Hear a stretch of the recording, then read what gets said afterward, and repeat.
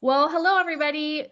This is Christner Strategies. I'm Jenny Christner and own Christner Strategies, where we help people make LCME visits fun and you can get it done. And I'm here today with two of my colleagues and friends who are going to introduce themselves, and we are going to break down what happened on yesterday's LCME Secretariat call, the Mythbuster, the ever popular Mythbuster session.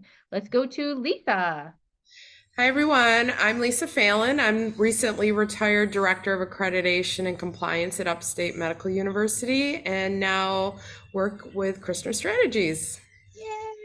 Yay! Colleen.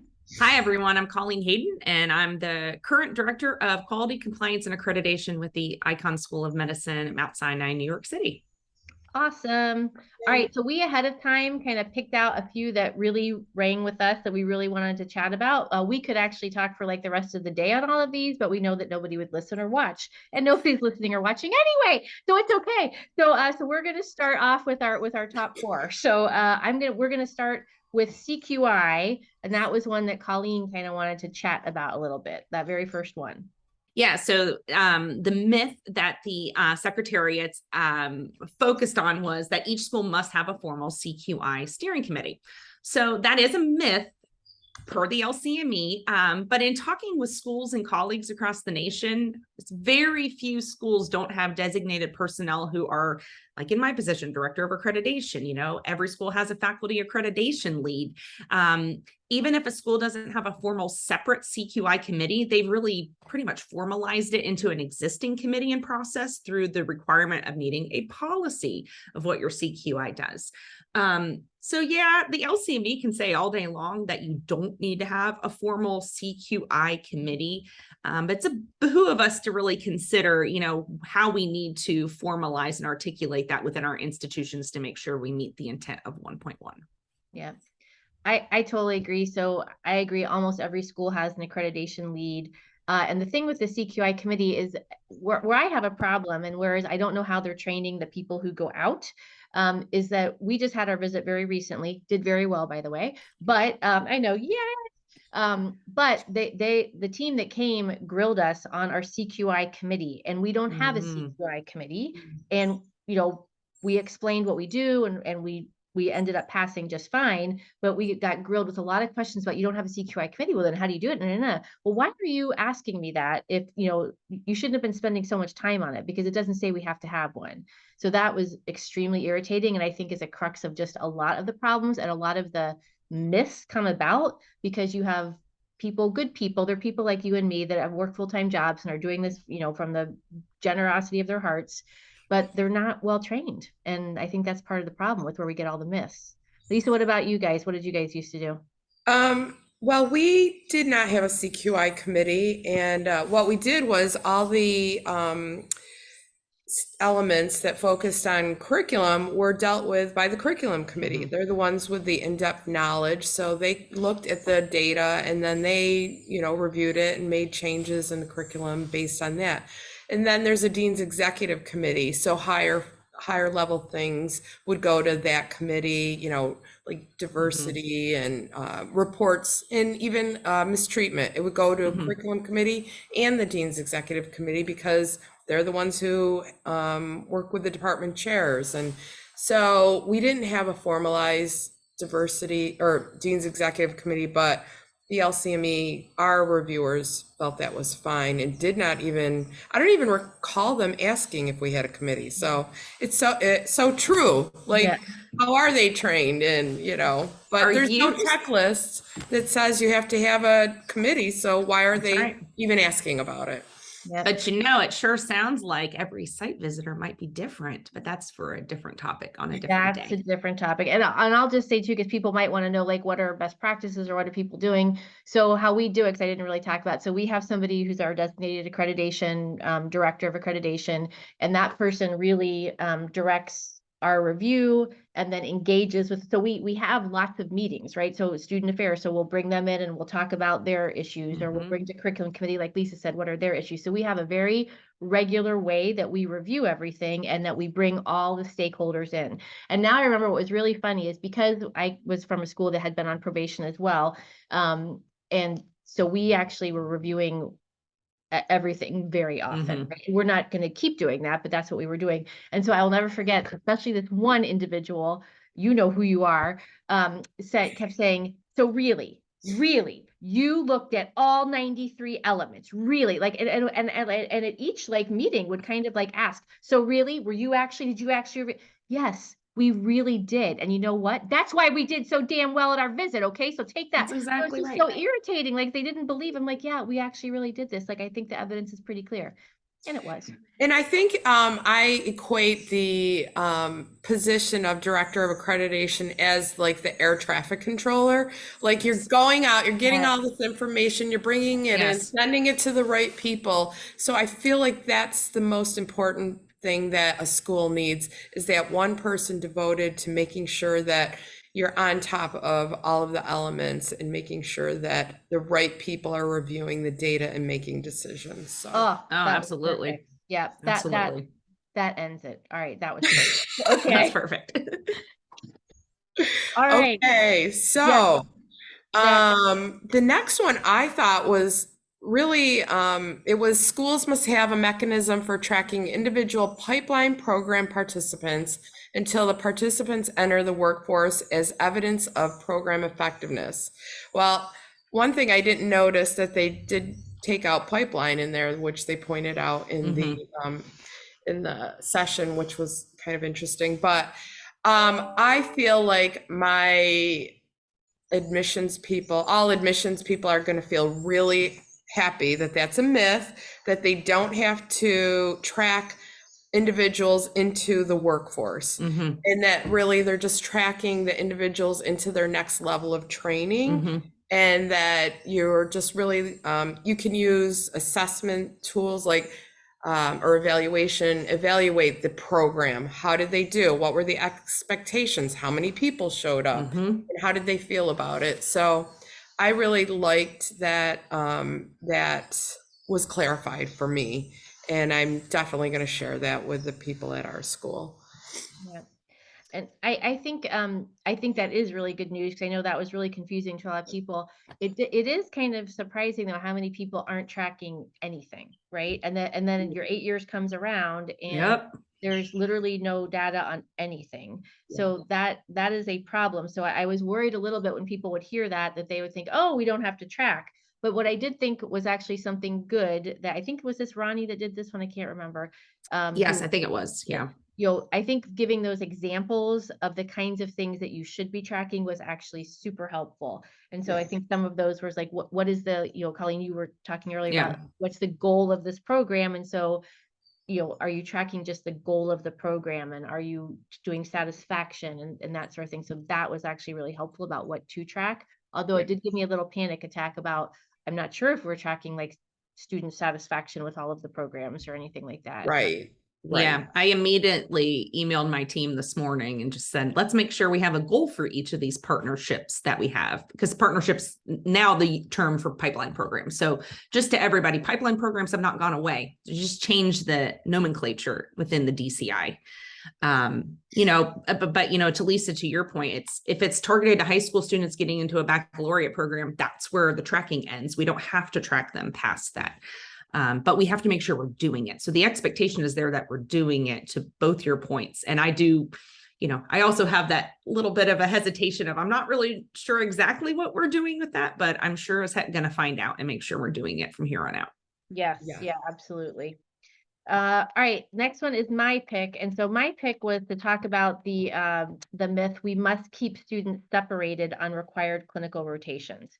So the reason why I actually love this one is because that is a myth. You can have students from 10 medical schools on the same required clerkship if you want.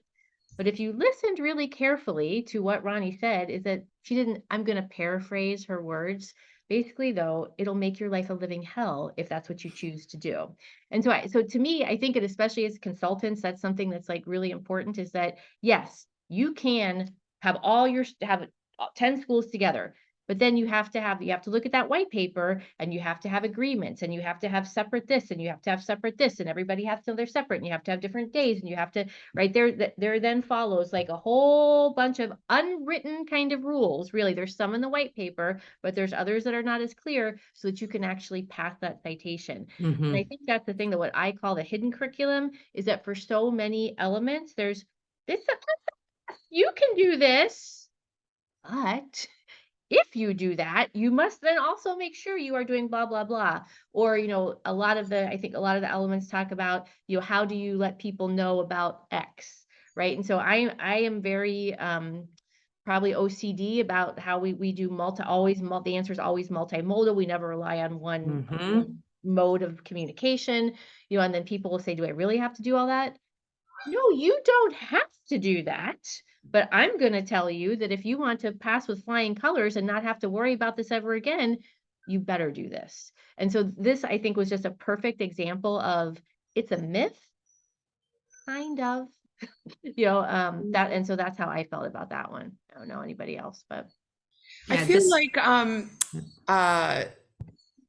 you, on paper, you can write down how you're organized and how it's going to happen. But when the LCME comes and they actually meet with the people and the faculty, they have to be able to tell them in an organized way how it really is. And I'm not sure they're going to be able to say what's on paper. And I think it's going to be too confusing. And yeah, I would discourage it as well. Yeah, because the last thing we need is a faculty member saying like, no, I don't think I got those learning objectives, and I don't think I know what somebody's required clinical experiences are, or, oh, I'm sure I got them, but I'm not really sure how we're sent them or how frequently. And then, you're sunk. So again, even if, to both your points, even if you write it down on paper, if the faculty say something different, you're unsatisfactory. So Right. It all has to match. I keep thinking that listening to these webinars is like listening to one of these like murder mystery podcasts, because I'm trying to find these little tidbits that are going to keep coming up, so I can solve the crime or solve the mystery, because it's that hidden curriculum and all these pieces and parts that are not written anywhere, but we still need to be very careful to make sure we're doing what they expect without them putting it down in the DCI or in a white paper. Yeah, no, that was really well put. And I think, mystery. Yeah, right. The LCME mystery. Yes, very mystery. And it gets to also, I think that they even call this out triangulation, right? That they're trying, and that's exactly what you both described, is that they're trying to see, okay, that's what the deans say happened, but do the students say it happened? Does the faculty say it happens? And that's where I do think there's that kind of the gotcha mentality of the LCME. It's really interesting because we're right now getting ready to prepare for our SAC COC, so our regional accreditation that's coming up in a little bit, and they seem very much not got you, to some extent, Yeah, sure. In fact, like they come and they tell you kind of ahead of time where are some issues, right? When you submit, then you can fix those. Oh my gosh. Before the actual meeting, right? And so you mean they give formative feedback that we're required to give our students? They do give formative feedback, this right? This is very interesting. It is indeed. Yes. So, yes. The mystery. No. All right. All right, so we have one last one picked out that we want to talk about, because we're seeing a lot more schools get cited for this, and it seems to be pretty confusing. And so Lisa wanted to talk about the double-decker element that they brought up. Well, I think they were clear on the myth of there's no specified number of hours, and that's very helpful. But I don't know if they're clear on how to calculate the hours and how faculty are supposed to calculate hours for the required self-directed learning. And I was just thought I'd get your feedback on that and how you guys do it at your school. Colleen, go first. Yeah, thanks. So I'm actually in the process of working with one of our course directors to try to actually map that out right now. There is in-class time we have to account for, lectures, recorded lectures, lab times, readings, tutorials they have to go through. So how do I give an hour count to those? How do I give an hour count? You can't to reading. We're not supposed to. But at the end of the day, do the students really have adequate time to still sleep and eat and, relax and still get all their coursework done and preparation work done? And I think it's extremely difficult. I mean, I've had this challenge for as many years as I've been in med ed administration, really working with faculty to try to figure out, how do you articulate and count up those hours, and really try to ensure some sort of equity across the students, that they have that unscheduled time, because some students watch a lecture twice, they read slower than others. No two students are the same. Yeah. Yeah, so I think we gotten ourselves in a little trouble actually with this one, is that I think, and again, I should have prepped for this one. I didn't know we were going to talk about this. So I think that we tried to use, again, for regional accreditation, there is some formula, and I'm probably going to say it wrong, so don't quote me on this, where for every hour of class time, you assume 2 hours of out of class work. And yeah, it's how you calculate credit hours too. Yeah, yes, right, that's right. Exactly. Yeah. Credit hours. So we tried to use that, but that actually ended up then being way too many hours, right? It was like 60 hours a week or something like that. So then we really have cut down on the in-class time. And I think and basically saying, okay, there's 24 hours or whatever there is of in-class time, and the rest is basically your time for unscheduled to study or whatever, because if you've only got 24 hours, then literally every single other hours is yours. And then I think how we're going to be following it is through the ISA, right? And so I think this is something really important if you're not doing this. So those independent student analysis questions that you have to ask for your for your LCME visit, yeah, that be the only time you ask them these questions. Not all 77 or however many there are now, but something like that you've got to be asking on your course eval, so that you can keep absolutely on the pulse of it. So I think that's what we're going to do. Yeah. And I think another conversation for another day is going to be also the confusion, though, of the utilization of self-directed learning, because we ask the students but then when we have the faculty really identifying how they do it, it's those 4 required parts that you have to do. Right.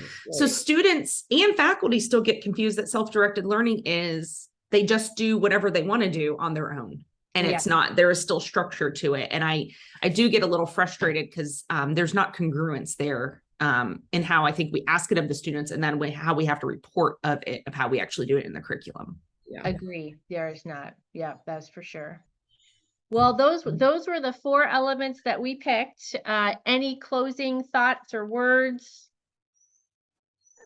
I love the LCME mystery idea. Yeah, I know. I'm trying to think of what we could have a really quite catchy name for our podcast if we wanted to do a series of this, and we might get a bunch of viewers we didn't expect, because they might think it's something that isn't medical education accreditation. And medical education is so intriguing for them. They'll of course sign up. Yes. Yeah, they'll be like, this is not what I thought it was. Yeah.